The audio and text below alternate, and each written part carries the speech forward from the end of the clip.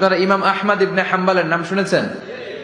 আমরা ইসলামে মাযহাবের প্র্যাকটিস করি, কোরআন সুন্নাহর আলোকেই আমরা করি। হানাফি, শাফিঈ, মালিকি, 4 নাম্বারটা আপনারা বলেন। হাম্বলি, হানাফি, শাফিঈ, মালিকি, তারপরে হাম্বলি। এই হাম্বলি মাযহাবের ধারক এবং বাহক ইমাম আহমদ ইবনে হাম্বল। উনি অনেক বড় যুগ শ্রেষ্ঠ মুহাদ্দিস ছিলেন। একক স্বতন্ত্র হাদিসের কিতাব হিসেবে পৃথিবী খ্যাত যে হাদিসের কিতাবটা, যেটার মধ্যে সবচাইতে বেশি সংখ্যক হাদিস আনা হয়েছে, মুসনাদ আহমদ ইবনে হাম্বল, এটার রচয়িতা উনি। সুবহানাল্লাহ পড়েন। প্রায় 40,000 হাদিসের কালেকশন ওই কিতাবের ভেতরে আছে।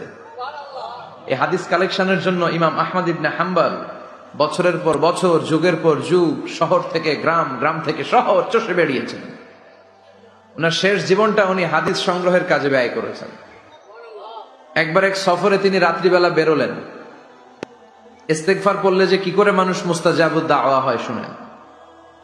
রাত্রিবেলা সফরে তিনি বেরোলেন, হাদিস সংগ্রহের সফর। পথিমধ্যে এক মসজিদে মাগরিবের নামাজ পড়লেন, এশার নামাজ পড়লেন। প্রচন্ড শীত। তিনি ভাবলেন আজকের রাতটা মসজিদেই কাটায় দেই, ফজরের সালাত পড়ে তারপরে বেরোবো। ব্যাগ থেকে কাঁথা বের করে তিনি শুয়ে পড়লেন।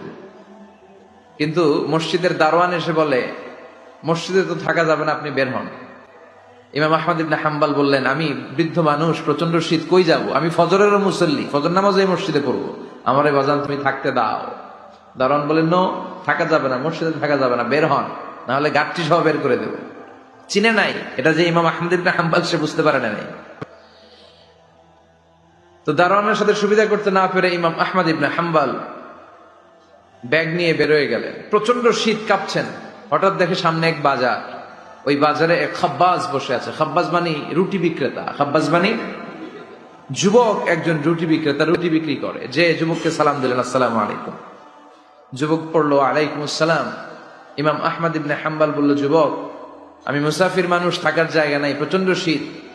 এই যে তুমি চুলার মধ্যে উনুনে রুটি বানাচ্ছ, আমি যদি তোমার চুলার পাশে বসে রাতটা কাটাই, তোমার কোনো সমস্যা হবে?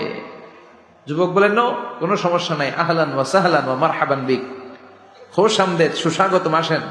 আপনি আমার চুলার পাশে বসে আগুন পোয়ালে আমার সমস্যা কি? আসেন, আসেন, বসেন, আপনি মুরব্বী মানুষ। ইমাম আহমদ ইবনে হাম্বল আল্লাহ শুকরিয়া করে চুলার পাশে বসে শীতের রাতে চুলা থেকে তাপ নিচ্ছেন, আগুন পোহাচ্ছেন। আর তিনি দেখতে লাগলেন যুবক আটা দিয়ে রুটি বানায় আর পড়ে আস্তাগফিরুল্লাহ, রুটির খামির বানায় আর পড়ে আস্তাগফিরুল্লাহ, গোল গোল করে খামির দিয়ে দলা বানিয়ে সাজিয়ে রাখে আর পড়ে আস্তাগফিরুল্লাহ, রুটি বেলুন দিয়ে বলে এটারে চুলার ভেতরে ঢুকায় আর কি পড়ে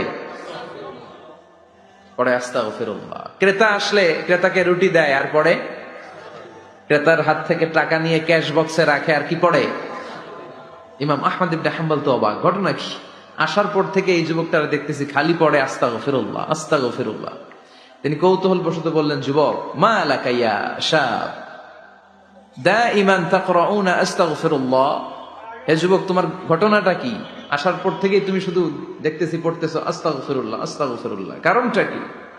যুবক বলে, আমি সবসময় ইস্তেগফারের সাথে আঠার মতো লেগে থাকি, আর লেগে থাকার কারণে এর বরকতে আল্লাহ আমাকে মুস্তাজাবুদ দাওয়া বানিয়ে দিয়েছে। মানে আল্লাহ আমাকে এমন বানিয়েছে যে আমি দোয়া করা মাত্রই আমার দোয়া কবুল করে কে? ইমাম আহমদ ইবনে হাম্বল বললেন, আনতা মুস্তাজাবুদ দাওয়া, তুমি মুস্তাজাবুদ দাওয়া, মানে তুমি দোয়া করলেই সেটা কবুল হয়ে যায়? যুবক বলে, নাআম আনা মুস্তাজাবুদ দাওয়া, আমি আমার জীবনে যত দোয়া করেছি সব কবুল করে নিয়েছে কে? আল্লাহ। আমি মুস্তাজাবুদ দাওয়া, আমি দোয়া করতে দেরি কবুল হতে সেটা দেরি হয় না। তবে আমার পুরো জীবনের সব দোয়া কবুল হলেও একটা দোয়া এখনো কবুল হয় নাই।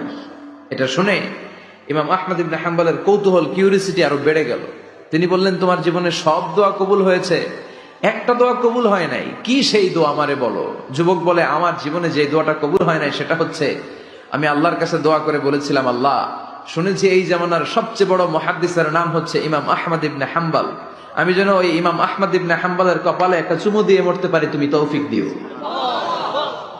ইমাম আহমদ ইবনে হাম্বল নিজেকে আর ধরে রাখতে পারলেন না, চোখের পানি ছেড়ে দিলেন, যুবককে জড়িয়ে ধরলেন আর বললেন, ইয়া শাব, আহমদ ইবনে হাম্বলের কপালে চুমু দেওয়ার জন্য আহমদ ইবনে হাম্বলের দরবারে তোমার যাওয়ার দরকার নাই। আহমদ ইবনে হাম্বল নিজেই তোমার দরবারে ছুটে এসেছে। আনাল আহমদ ইবনে হাম্বল, আমি নিজেই আহমদ ইবনে হাম্বল। চিল্লায়ে পড়েন আল্লাহু আকবার। যুবকটি চিৎকার মেরে সাইয়েদনা আহমদ ইবনে হাম্বলকে জড়িয়ে ধরল। আহমদ ইবনে হাম্বলের হাতে হাত রেখে মুসাফা করলো। আহমদ ইবনে হাম্বলের কপালে একটা চুমু এঁকে দিল আর বলল, ইয়া আহমদ ইবনে হাম্বল, এই ইস্তেগফারের কারণে আমার জীবনের সব দোয়াই কবুল হয়ে গিয়েছে। আপনি সব সময় যদি ইস্তেগফারের সাথে লেগে থাকেন, আপনারে মুস্তাজাবুদ দাওয়া বানাবে কে? আল্লাহ। এজন্য অবসরে যখন কোনো কাজ থাকে না, বেশি বেশি ইস্তেগফার পড়া যাবে না? ইস্তেগফারের সাথে আঠার মতো লেগে থাকা যাবে না? আওয়াজ করে পড়েন আস্তাগফিরুল্লাহ। আরো জোরে পড়েন আস্তাগফিরুল্লাহ। আরো জোরে পড়েন আস্তাগফিরুল্লাহ। আল্লাহ আমাদের ইস্তেগফার তুমি কবুল করো। আরো জোরে পড়ি আমিন।